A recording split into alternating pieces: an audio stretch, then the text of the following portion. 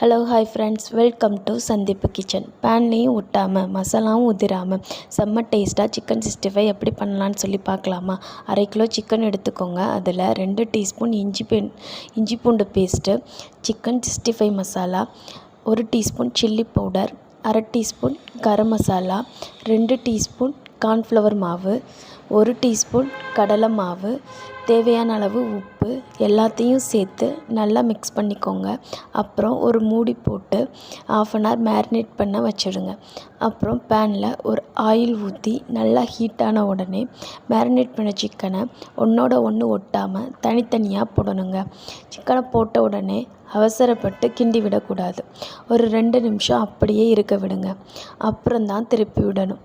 இப்படி பண்ணாதான் பேனில் ஒட்டாமல் மசாலாவும் ஊற்றிடாமல் சூப்பராக வரும். நல்லா இந்தளவு வரைக்கும் ஃப்ரை பண்ணுங்கள். அவ்வளோதாங்க, செம்மையாக கிரிப்ஸியாக சிக்கன் 65 ரெடி. நீங்களும் இந்த மெத்தடில் செஞ்சு பார்த்துட்டு எப்படி வந்துச்சுன்னு சொல்லி கண்டிப்பாக சொல்லுங்கங்க. அப்படியே வீடியோ உங்களுக்கு பிடிச்சிருந்துச்சுன்னா லைக் பண்ணிவிட்டு சேனலையும் மறக்காமல் சப்ஸ்கிரைப் பண்ணிவிட்டு போங்கங்க.